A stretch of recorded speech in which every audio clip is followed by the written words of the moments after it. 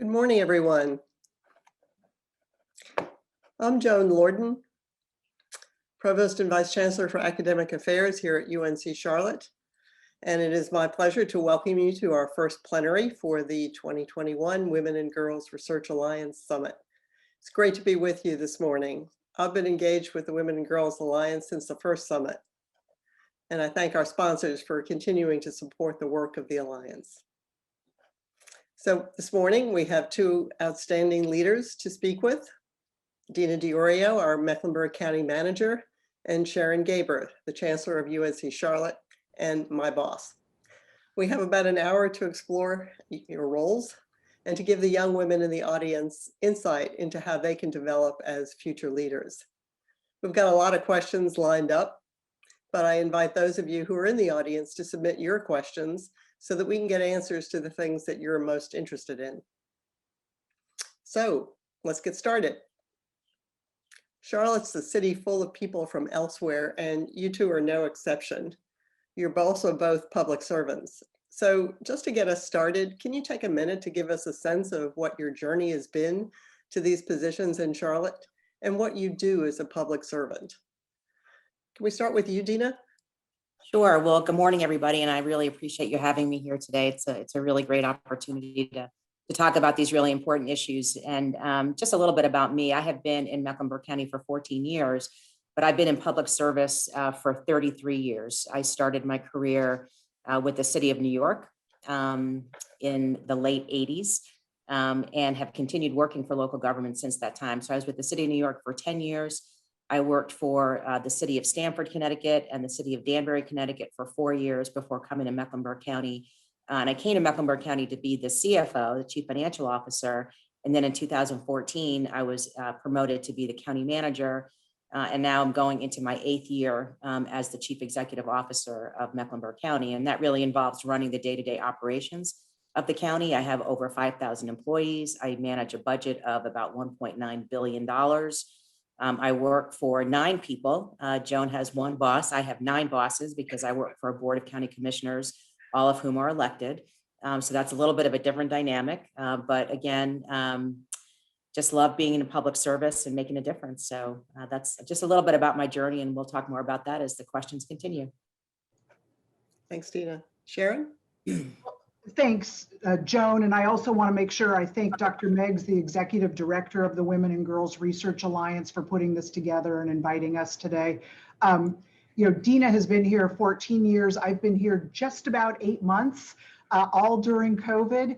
But I will tell you my journey in higher education, I started out as a faculty member, and that was my goal when after getting my PhD, thought that was the greatest job because in fact, you get to teach what you like and you get to research what you like and you have a little more flexibility.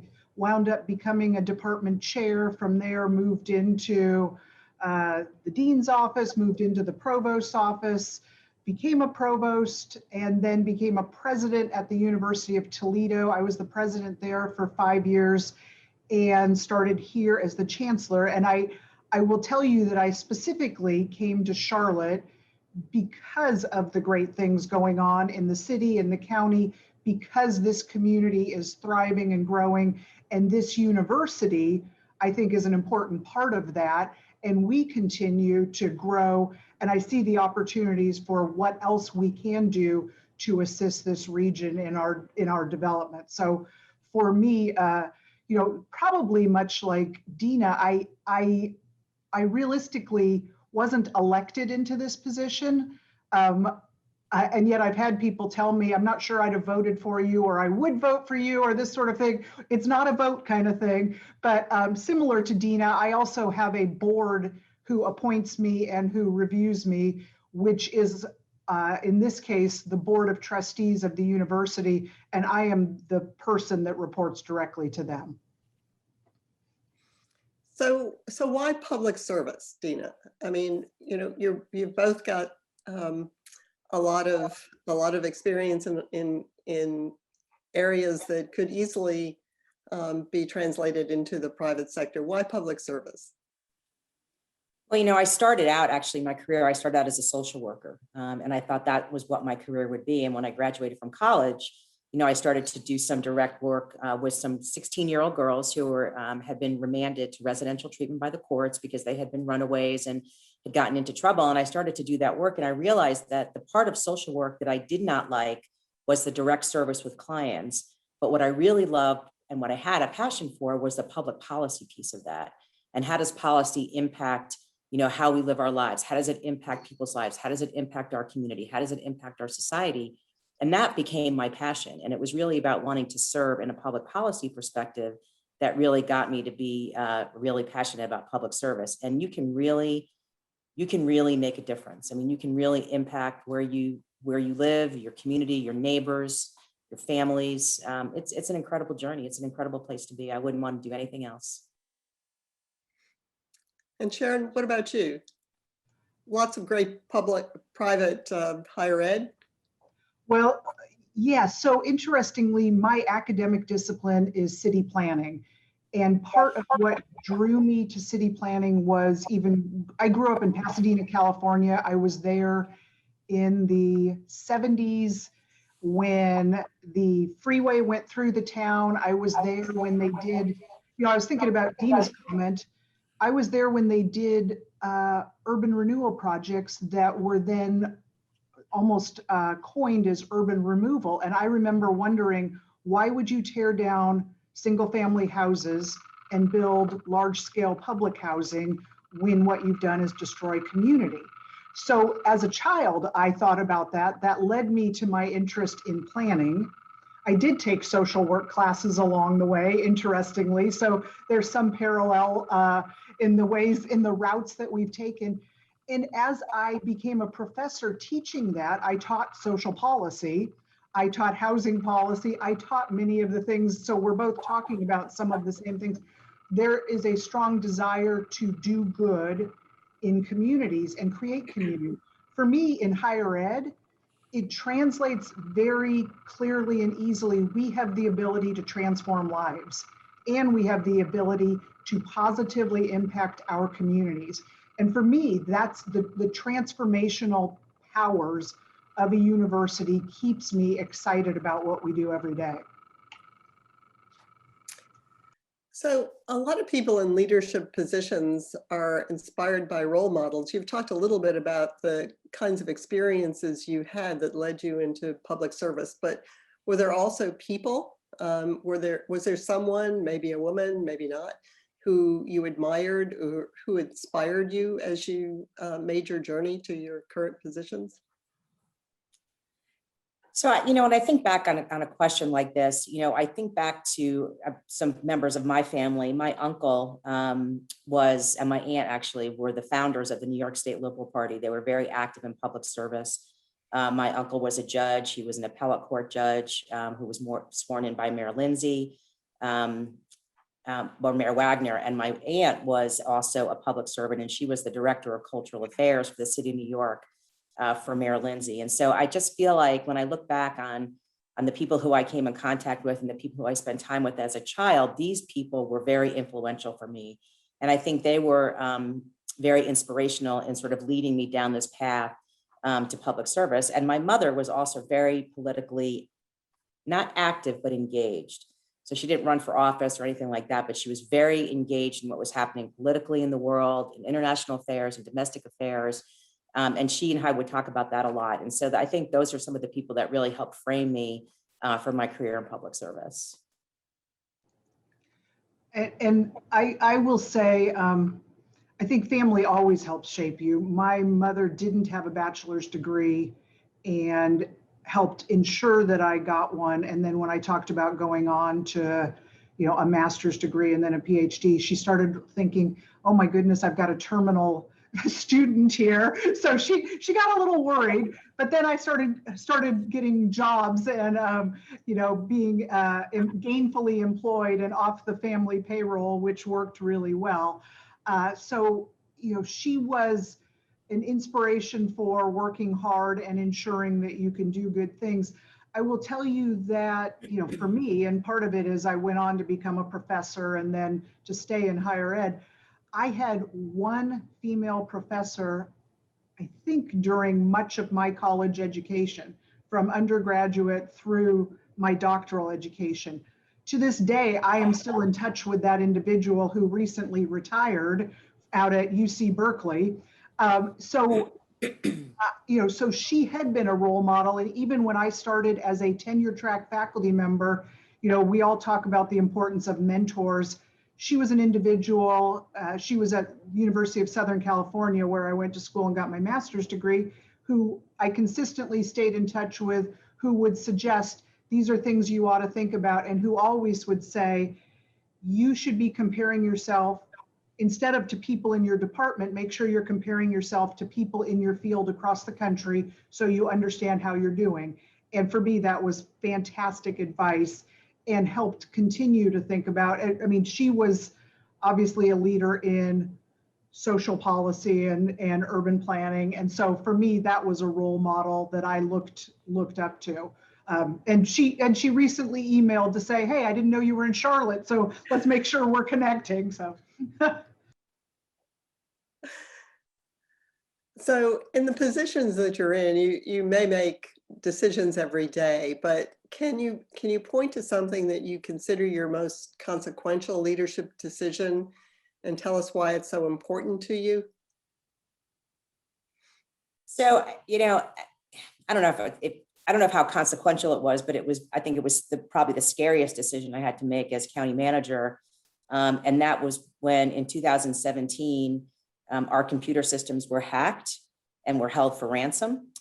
And we had to take down every single application that we had in the county. And basically we were dead in the water. We couldn't provide services using any kind of technology. We had to go back to pen and paper. And it was very stressful. And we were being held for ransom by bad actors either in the Ukraine or Iran. And I had to make the decision about whether or not to pay the ransom. And I decided not to pay the ransom and to try to rebuild our computer systems from scratch. And that was a very scary decision to make, because on the one hand, you don't want to pay ransom because then you become a target and you don't know whether or not you're going to get your applications back. But on the other hand, I wasn't 100% confident that we had the resources and the ability to really bring all of that back. We didn't know if our data had been compromised. And so making that decision was scary. It was a huge risk. It was a risk that paid off, but it could have gone either way. And I think when you're a leader, sometimes you're faced with decision making and not having all the answers and not having all the information, but you have to do what you think is best. And you have to trust your gut. You have to trust your judgment and your instincts. And that was one where I really felt really over my skis and really did not have the level of comfort that I hoped to have when making such a big decision. So I think for me, that was a big one. That was truly a big one. Yeah, can you talk a little bit about the process there? I mean, you've got a huge organization. How did you pull people together around that kind of decision? Because certainly there were probably differences of opinion there. There were a lot of differences of opinion, but we also sought feedback and advice from a lot of folks. We talked to, the FBI and the Secret Service, and Bank of America was very helpful in giving us that, the benefit of their IT resources to really understand what the implications were and what those risks were. I had to bring my board of county commissioners along. Initially, when we were talking, because we had cyber insurance, we were talking to our cyber insurance specialist, and they told us to pay the ransom. And then when we were talking to a bunch of other folks, these other law enforcement folks, they said, don't pay the ransom. And so, then you're really even more conflicted. And, you get around the table with the people that you trust and you talk it out and you make sure you understand what all the risks are and what could go right and what can go wrong.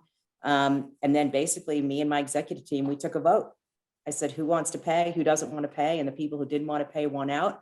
And so we did it. And it was a collective decision from that perspective. But we did as much of our research as we could before we actually pulled the trigger on that. So it was an interesting time, and it took months to bring all the applications back online. And in fact, some of them never came back. We said it wasn't worth the work to bring them back, and so we sunset them forever. So what, is there a big takeaway from this? Is there, in terms of leadership, is there something that you would point out to the young women in the audience about the process or about your own decision making? You know, it's the same process that I would use for any decision. Is you have to surround yourself with people who are vested in your success and are there to want to help you make good decisions. I think one of the most important things that we need to understand as leaders is that we don't always have to be the most important person in the room or the smartest person in the room, but that we have to be able to take in information and listen to other people who know more than we do. It's okay to say, I don't know, and I need more information. I think we get into trouble when we think we know everything and we make decisions based on a false set of facts, and we get ourselves, I think, into trouble that way. But it's okay to say, you know, I need help here. I need other people to help me make these decisions. And I think, especially for women, I think women sometimes struggle to be able to say, I don't know. So I think those are some of the biggest takeaways for me. Sharon? I don't have anything quite that exciting, so that was that's a biggie, Dena, and I'm thankful that all went well. So that's an amazing story. I'm gonna stick to my time here and sort of point to two things. Obviously, lots of conversation about what does it look like to bring students back or not back during a pandemic. Those have been conversations we have. A large policy group that meets, and we've also spent a lot of time communicating with the county health department so that we're aligned well with the county and not doing anything in conflict with what's going on. And you know, you all know there are lots of opinions about whether people should be meeting face to face or be solely online. And along the way, I've gotten lots of emails. Many of us have gotten lots of emails about, you know, it was a terrible idea. It was a great idea. You should have done this, and recognize that at some point a decision has to be made, and we're going to do this and move forward. The other quick example I want to make sure I give is when I arrived here, and I started, my first day was July 20th, and I began meeting with people on campus. A lot of what I heard was, we on campus have said we have a commitment to diversity, equity, and inclusion, but the chancellor's office hasn't said we have a person in charge of that who is looking across the campus and ensuring that we're coordinated and ensuring that all students, faculty, staff have sort of consistent sets of opportunities and programming.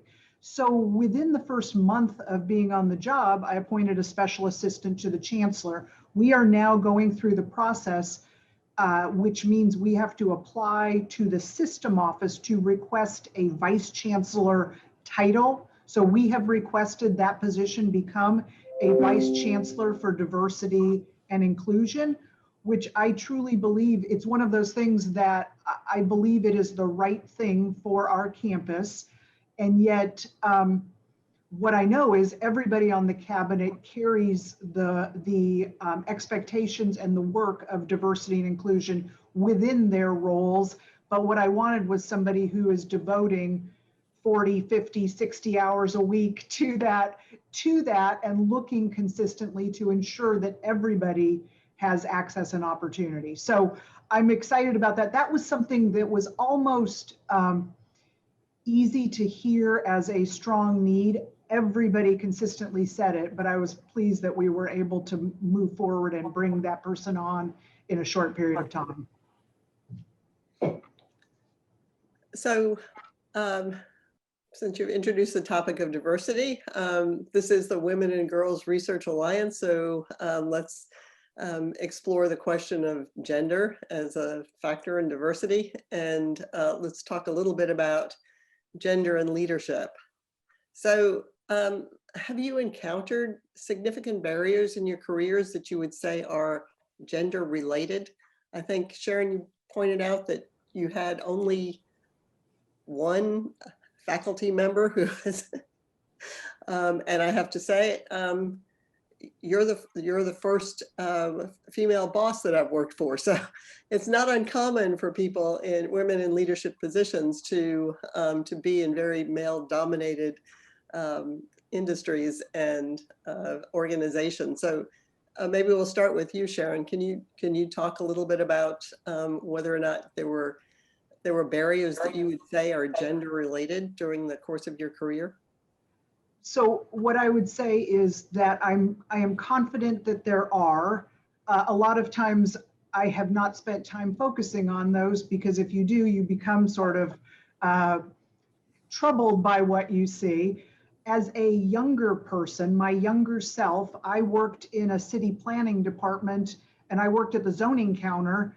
And I can tell you early on, at one point, another employee sort of put a hand out inappropriately, as you might imagine, in a location. And I happened to have a ruler in my hand because I was at the zoning counter looking at a map with somebody.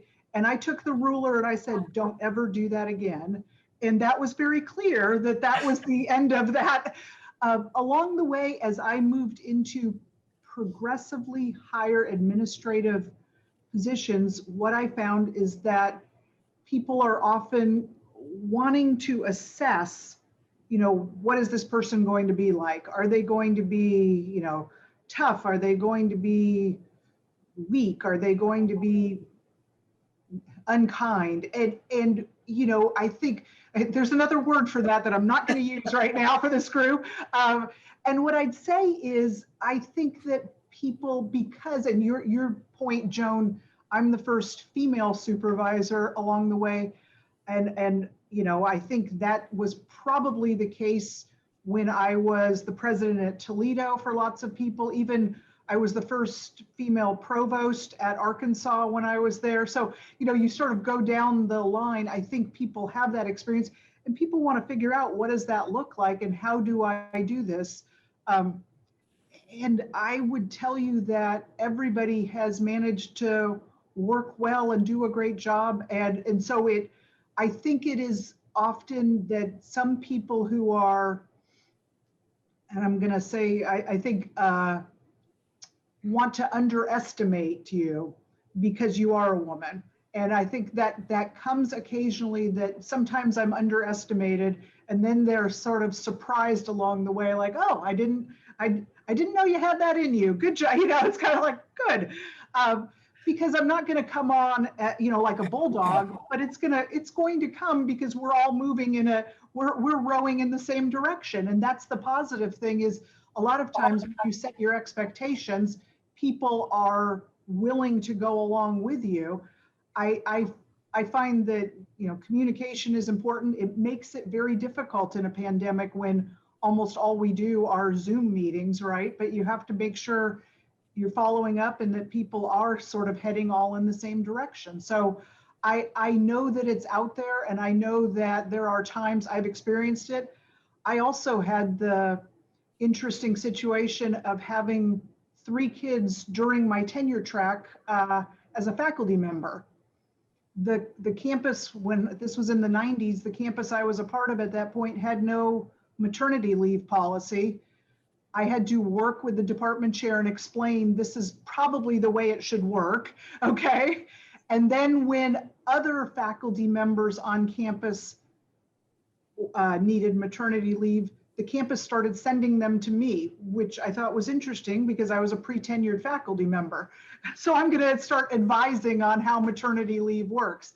I helped the campus actually write the policy, which was great. So I think there are lots of places where we have work to do, and we recognize that people, that perhaps policies and people's perceptions haven't caught up to reality. Now I'll turn it to Dena, who probably has some interesting stories. Actually, I really don't. And I guess what I would say is, I started my career with the city of New York, and, there were a lot of fabulous women in leadership positions. So, when I started out, I saw that. And so it never occurred to me that being a woman would ever be a barrier in my career. And, whenever I moved into another position or took on additional responsibilities, I just tried to do the best work I could do. It never was about whether or not I was a woman. And it was only until I went to the city of Stamford and I was hired into this role as it really was the budget director. But, the paper, the Stamford Advocate wrote, city hires a white woman from New York as first OPM director. And I was like, okay. And that was the first time in my career. I mean, this was 10 years into my career that the fact that I was a woman and a Caucasian woman, a white woman, was even a thing. And I'm the first female county manager that Mecklenburg County has ever had. And people ask me, how does that feel? I'm like, well, I worked really hard. I competed for the position. And the fact that I'm a woman is not, for me, it was not a thing. And so I guess what I would say is, don't focus on that as much as trying to be the best you can be and be the best person you can be and be the best leader you can be. And I think the rest just comes along. I hope that's helpful. Well, let me just say, I agree with Dena, and I think the reality is we are who we are, no matter who or what you are. So the point is you're always going to be in that situation, or probably always, and you do have to work hard and just do the best you can. And, sometimes people, my example, sometimes people underestimate you, or sometimes they're like, hey, great job. So, but I agree that the hard work is really what matters. And I also think it's really important, especially when you're young in your career, is really, the people you work for can either work for you or against you. And so, I was really fortunate. I worked with people who were incredibly supportive of me and wanted me to do well and be successful. And so to find people to work for or to help mentor you, to help you be the best you can be, is a very, very critical part of your career. So let's follow up on that for a minute, and turn the question around. Rather than talking about barriers, are there things that happened to you during the course of your career?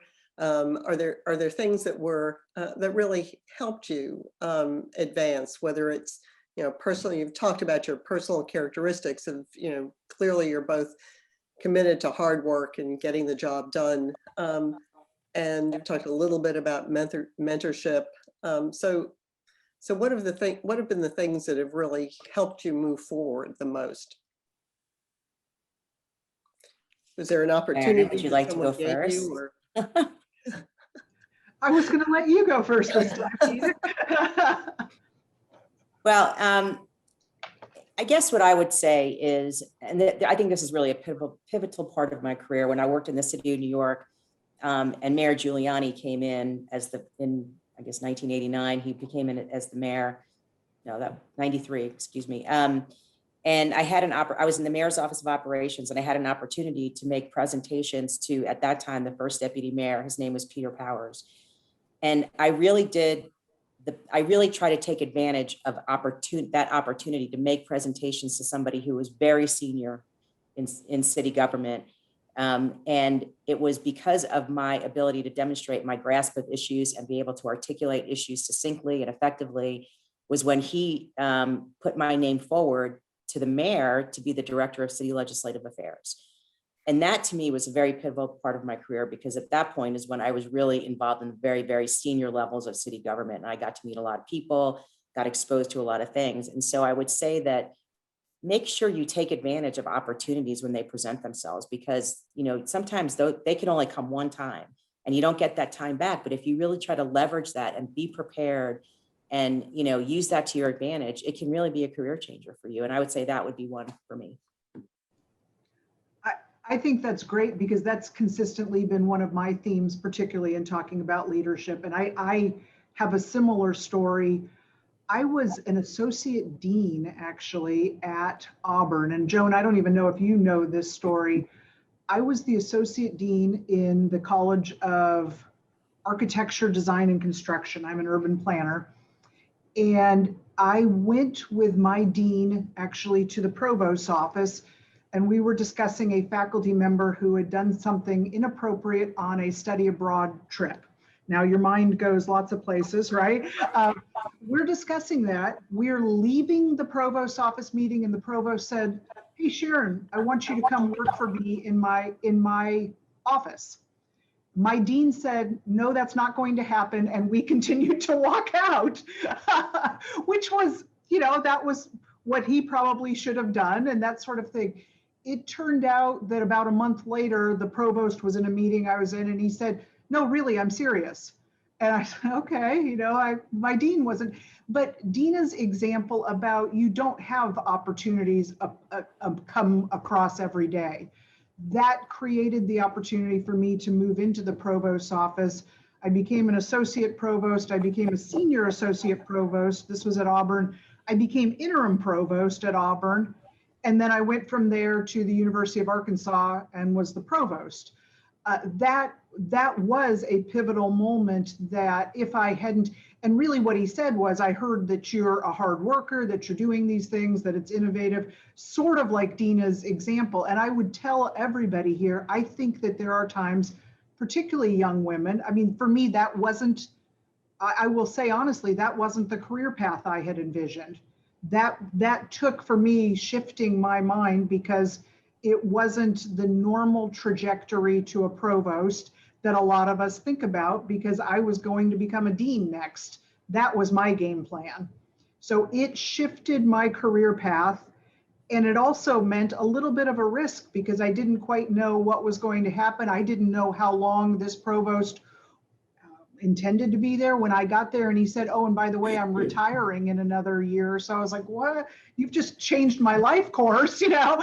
So all of these things, you know, thinking about what's the risk, what's the opportunity, and it might not come along again. So make sure you take it when it comes. That was a life changer. So being prepared to walk through that door when it's opened. So there is a question now in the chat. So let me go to that so we get our audience engaged here. So Regina Brown says to us, this has been a fantastic conversation. Thank you all for sharing. How have you balanced integrated family, community responsibilities along your career journey? So Sharon, 3 kids while you're a professor. Can you talk about that? How did you integrate your family and community engagement? Well, you know, I think it's like every faculty member, it's pretty difficult. And I knew I wanted to have kids. That was part of the game plan all along. I waited until obviously I was till I had steady employment. That was a good idea. I had thought I would wait till I was tenured, but I have to say that would have been a few years out. So did it. And, you know, I mentioned I'm a planner, urban planner. My kids are very well planned, 2 years apart, which is fun now as they're in their mid-20s, right? But it was a lot. I mean, there was a point when I was a relatively young faculty member when I had a newborn, a 2-year-old and a 4-year-old. That was quite a handful. And I can remember those days just thinking I've completely lost balance. You know, how do you do all of this? I will tell you, my kids, you know, to this day, we are very close. In fact, my daughter in New York's flying in tonight for the weekend. So, I mean, it's just, there's lots of connection, and it's the way they grew up and understood. There are things I do for work and in the community, and, you know, we go to presentations or events or this sort of thing. I mean, I have, my son has met everybody from the Dalai Lama to Eli Wiesel to, you know, the Clintons based on our time at Arkansas, because they were fully a part of my being in each of those seminars, conversations, or on stage. I think that for everybody, you just have to understand for me, it's been sort of a family business, that this is what you do, and they're a part of it, and they have learned and really appreciated the sets of opportunities. You know, 3 kids, they're all different. One wants absolutely no part of it. One wants to be at every single thing, and we've tried to just nurture each one to the best of our ability. I spent a lot of time on the soccer fields with kids, talking on my cell phone, trying to straighten things out, you know, or trying to work different things. I've spent time reading tenure and promotion dossiers, you know, in the living room while kids are, doing things around. So recognize that you figure out how to balance it, but you also understand. I mean, the good thing is that's why you have kids when you're relatively young, because you've got that energy and ability to keep up and do all of those things. So, Dena? Wow. So my experience is completely different. I don't have any children, and that was a choice that I made. And so I could focus really 100% on my career, and I did not have to make those choices. And so that, I think, is a very different experience. And I do think that women obviously are faced with having to make those hard choices, because they do have to, regardless of how, shared responsibilities and all of that. I do feel like women do have to do a little more, regardless. I just think that's the way, that's how we're built. That's our DNA. It's just a function of how the world works. So I am so admirable and admire greatly women who have accelerated their careers and end up in these great leadership positions that also had to manage and balance family as well. Because I don't know, to be honest with you, I don't know if I would be in my job today if I had decided to have children. I just don't know that my career path and my trajectory would have led me here. I don't know where it would have led me. It may have led me somewhere else, because when you make decisions about moving around, it's not just about you and your spouse, it's about you, your spouse, and your kids. So where does that, what do those decisions look like? So it was just me and my husband, and he was a huge supporter of my career and wanted me to do everything I could. And so it was very easy in that respect. But I do really appreciate the sacrifices that women have to make in order to be able to be really strong leaders and to be able to do what they need to do in their career. I'm going to throw an additional wrench into this just for everybody to think about. So when I was interim provost at Auburn, 3 kids, my mother came down with stage 4 colon cancer and could no longer take care of herself. And we moved her from Southern California to Alabama and took care of her until she passed away, which was a year later. And I say this because I'm the middle of 3 kids. And I said to my siblings, I'm like, I have the most kids out of the 3 of us. I actually have the biggest job out of the 3 of us, right? Like, how is it that and it was because the family collectively had decided that I could take that on. And, I was happy to take that on. It was an important time. And I'll tell you, my siblings, they'd fly in once a month and spend time during that time period. But it meant every day also being able to ensure that she was okay, got to her doctor's appointments, working through, at a point she went into hospice. There was a lot going on. So I say this for people who have kids, but there are also people who are dealing with parents, and I recognize that. So I guess for the audience to think about, in some ways, all of this collectively has sort of helped me recognize life happens to all of us. And I think as supervisors, we need to understand that, as it's an important part of all that we do, recognizing that life happens and we have to be patient and understanding. We don't know exactly what's going on in our employees or our co-workers' lives.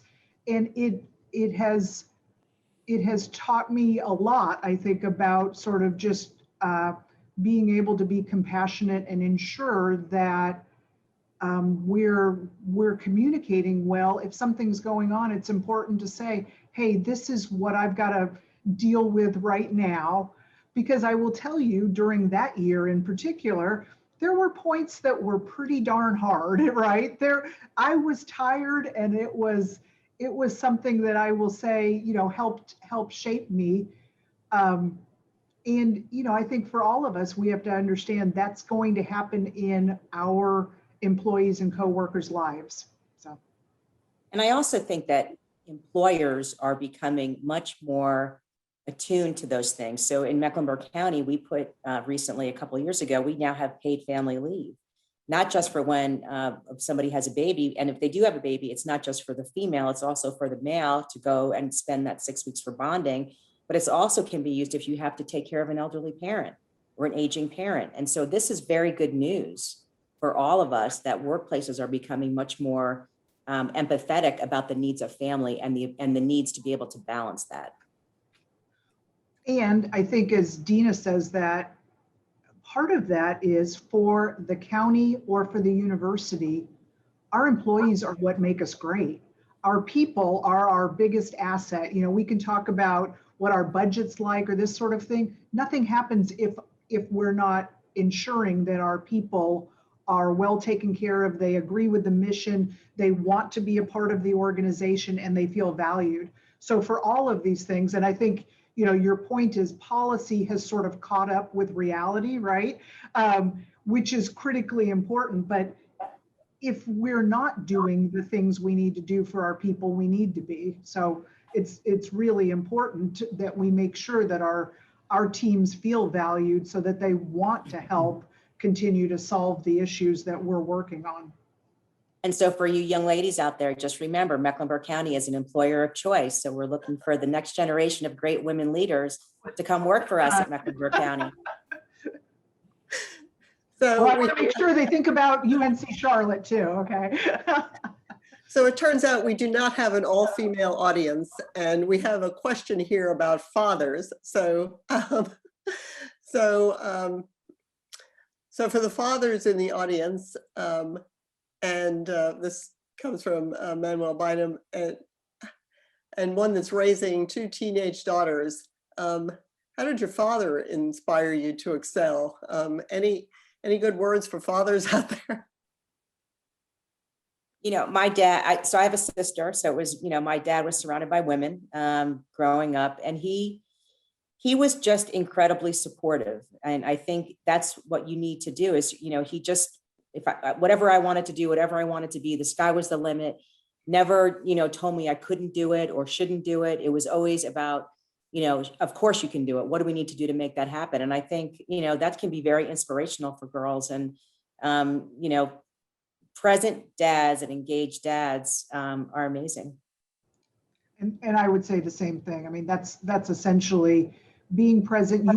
You will never know exactly what your daughters are going through because of, you know, dynamics at school or in groups or this sort of thing. But what you need to be is a sounding board and somebody who's willing to listen or to help or to, you know, make a little suggestion here or there. I always found, especially as they're young and as they get into the teenage years, driving places and listening to the conversations that they have with their friends, really, really valuable time to be able to listen as to what they're saying to each other. So, you know, I think Dena's point about being present and there and supportive is exactly what it's about. So COVID has changed things for everyone. And of course, Sharon, you made a major career choice here right in the middle of a pandemic. And Dena, you've been at the top of the county efforts to wrestle with COVID. So let's talk about that just a bit. COVID and other societal issues, I think, have challenged everyone this past year. So has your leadership lens changed at all in the past year? And if so, how? Wow. Well, there's a few things. I think one of the things, you know, that I've realized is that you get a lot more done when you can bring people along with you. And so we have this really amazing policy group that includes myself, the city manager, the town managers, the hospitals, you know, the sheriff, medic, you know, all the folks, emergency management, who we get to, at the beginning of the pandemic, we spoke every single day, 7 days a week for months, just checking in. What do we need to do? What decisions do we need to make? And our ability to work together, excuse me, collaboratively, to be able to make decisions that we think are going to benefit the entire community was huge. And again, it goes back to this notion of, you know, having people around you and listening. So that was part of what I had done before, but this was on a much, much, much bigger scale. And, you know, it just shows you that, you know, it does work. Collaboration is much better than competition every single time. The other thing that it really brought out for me, I kind of knew it because I've been in this work a long time, but COVID really brought it to the forefront, is this whole issue of disparities and how COVID has really highlighted, populations in our community that were disproportionately impacted, and we really need to pay attention to that. And so now when you look through things, and you talked a little bit earlier, Sharon, about equity and really looking at things through an equity lens, for me, COVID really brought that to the forefront. And how are we going to approach issues in the future to make sure that we are really paying attention to issues around equity and disparities? And I would say probably what COVID has done is similarly, you recognize people are impacted differently, but I mean even our employees, our people on campus. And I mentioned earlier, I get emails all the time about preferences on classes, preferences on, do we come back to work on campus? Do we do these things? We are not a homogeneous campus population, just like the county is not a homogeneous population. And we have to spend time thinking about the breadth and diversity of our stakeholders and how that impacts them. And I do think that does help from a leadership perspective. I think in most cases, I thought that way anyway, but I think that this helps us recognize, yeah, we can do this, but it impacts this group this way. We can do this, it impacts this other group. So you spend more time sort of going through and trying to figure out what are the options, who does it impact, how does it impact? And we frequently tried to come to it's almost a Pareto optimal solution, which is, okay, we've minimized the negative impacts, maximized the positive impacts, recognize there's still some, but trying to get to that place. So I do think it's a different way, and it's helped us think about general policies and decision-making and impacts.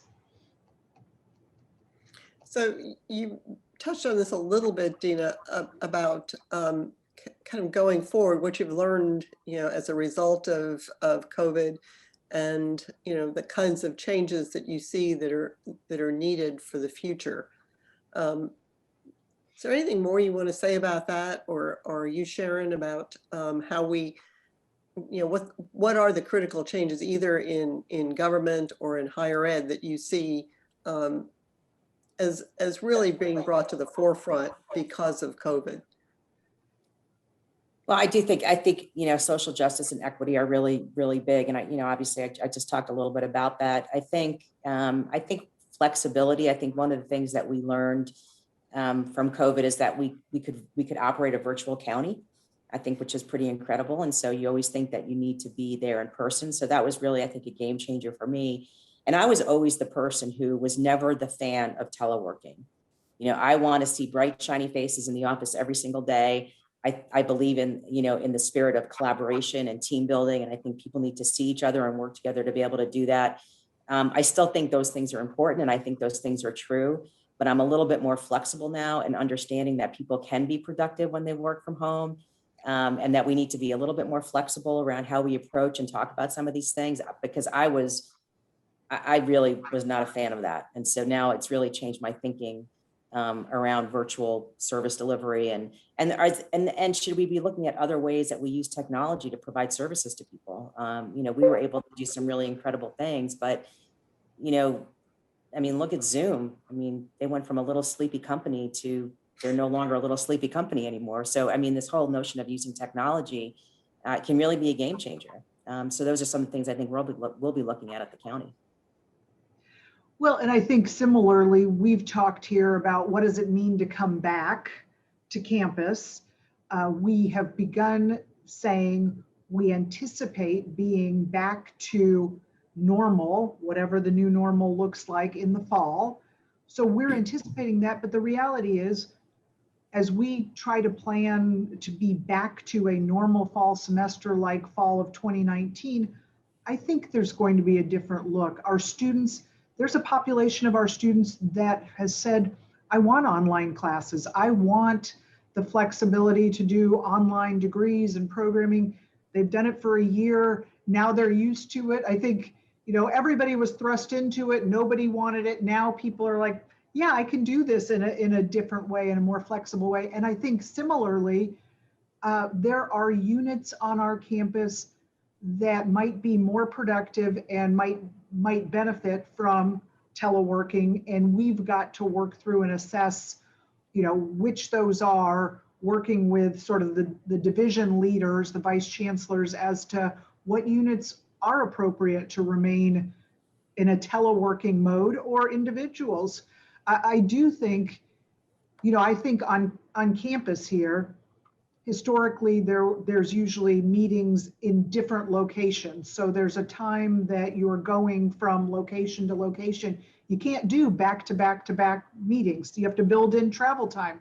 On Zoom, it is back to back. So we're going to lose at least one meeting a day when we go. By the time you start building in travel time, our lives will change in terms of the level of timing. So for all of us, I think we're going to have to assess, some things will remain this way. Some things probably need to remain this way. And some, I do love the synergy and the energy of bringing people together. I love, it sounds like, Dena, kind of like you, I love spending time with people and feeding off others' energy and being able to have that collaborative interplay. And I'm somebody who, I was thinking, new person to campus in general, I'd meet a lot of people, I'd shake a lot of hands, people that I'm getting to know, I might give them a hug, it's great to be here. Now there's none of that, right? So at what point do we get back to kind of a handshake, hugs, all of the things that you might have done during a normal time period? That's going to take even more time. So we're transitioning back there, but we'll have to see when we get back to the standard handshake with everybody mode. So let me go to our audience questions one more time here. I get this one, I think, is mostly for you, Sharon. Can you talk about how UNC Charlotte is educating students to identify and respond to issues of gender inequity in leadership, thinking about women in business, women in computing, but also public policy and so on? Well, it's interesting, Joan, because I bet you could probably answer that better than I can. So I know that we are doing many of these things. I think thinking about the specific programs, I think you'd probably do a better job of being able to talk about that, because quite honestly, I'm not quite 8 months here and I've learned some of it, but not all of it. So I don't know if you want to give a brief description and help share with the group.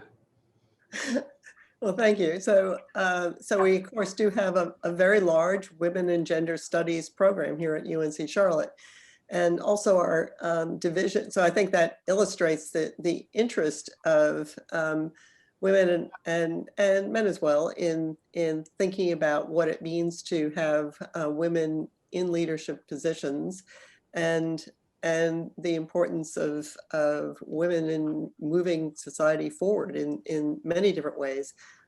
We also, I think, though, have a lot of programs within the Division of Student Affairs to empower women. And one of the other questions we had in the chat was about this notion of the imposter syndrome. That is, that women get into positions and then really doubt that they're there because of their merits, or that somehow they're going to be discovered and found deficient. And I don't know if either of you have ever experienced anything like that, but since that's one of the questions here from our audience, if you had a young professional woman working for you,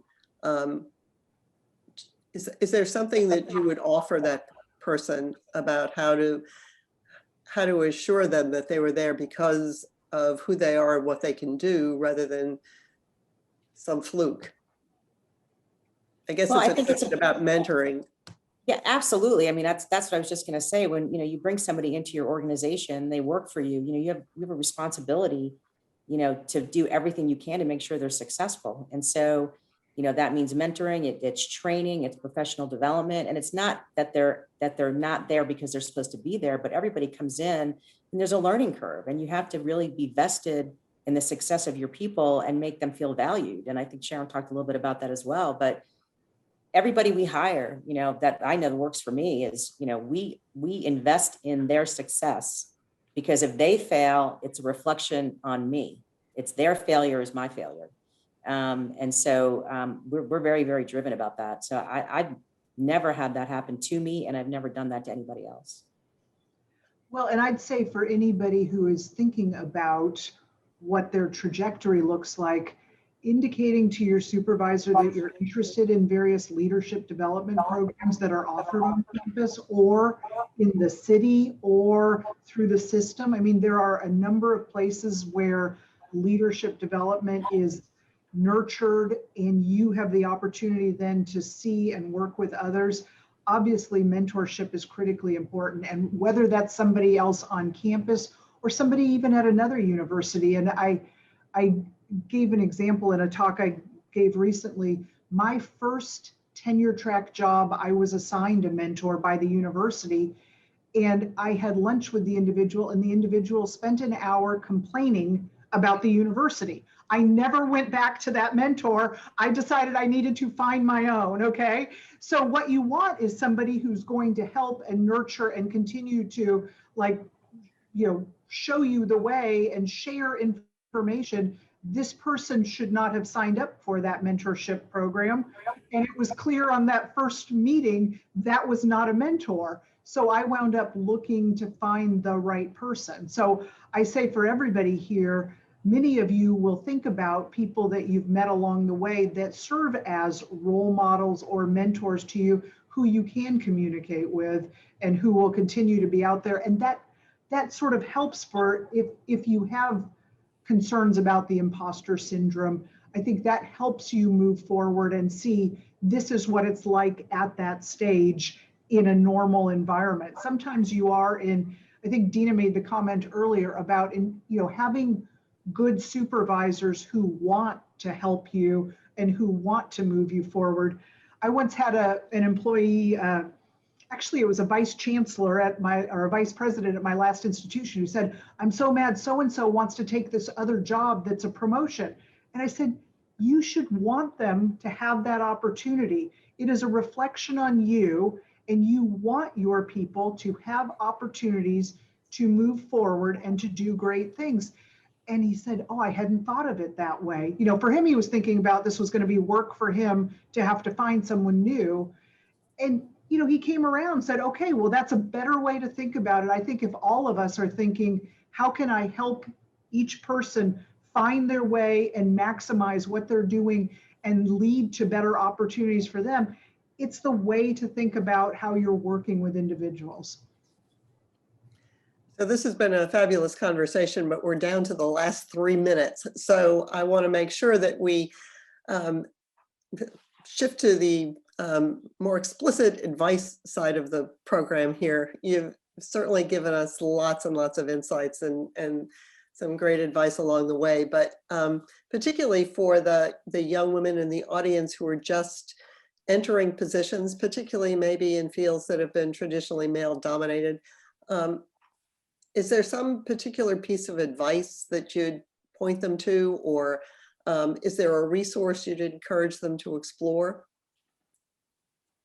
So, Eleanor Roosevelt always said, one of her quotes was, "Do something every day that scares you." And I think for me, that was one of the things that I think really helped propel me in my career is, you work outside your comfort zone, try to push yourself, because when you do that, that's another way that you're going to get noticed. And so I think that's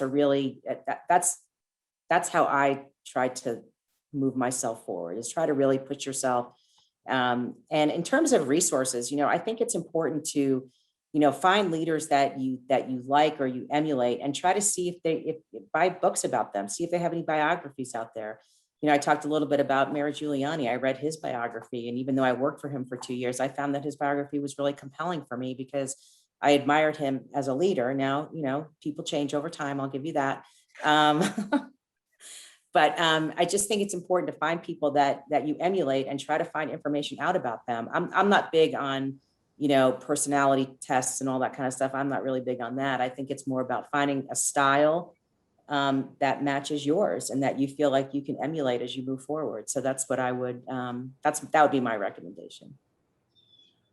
I think that is great advice, and we've touched on some of these. Pay attention to opportunities that come along, be willing to take a risk. I had a student once who was offered a job in another state. She's like, well, I could never leave the state I'm in. This is where my family is. I mean, if you think about being willing to take that risk, it can set you up for the future. We've talked about the importance of mentorship, and I think thinking about who is that person that, and it can be more than one person. And by the way, it can be female or male that you're looking to as to, these are the things I'm learning from that. I can tell you, when I was first a president, I would go back to what was the person like that was the chancellor when I was a provost? What would he have done in this situation? It helped me sometimes frame things to think about how you would tackle a situation that you'd never approached. The other thing, and I love, and haven't been in a lot of airports recently, but whenever I'm in the airport, I would always pick up in the magazine stand, you know, sort of the Harvard Business Review that is in there that you can purchase.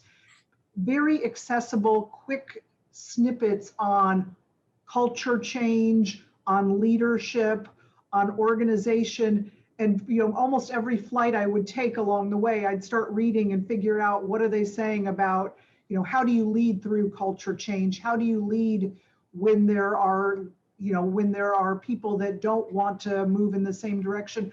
I love that. It was short and accessible. And sometimes I'd, you know, bring that back to the team and say, look at this article that was very interesting, and it aligns with something that we're working on right now. Well, this has been a fabulous conversation. I thank you both very much for all your time, your insight. You are both clearly tireless public servants. And I think we're going to have to leave our audience wanting more. So, but we have used our hour, and thank you so very, very much. Thank you so much for having me. It's, you know, Sharon and I got to meet, I think, in person one time since she's been here, but I look forward to getting back together with her as well as with you, Joan, and just spending a little bit more time together. So thank you for having me. I appreciate it. I agree. Thank you very much. Great group.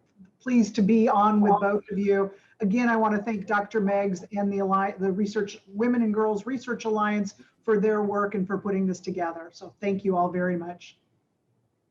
Thank you. Bye. Bye.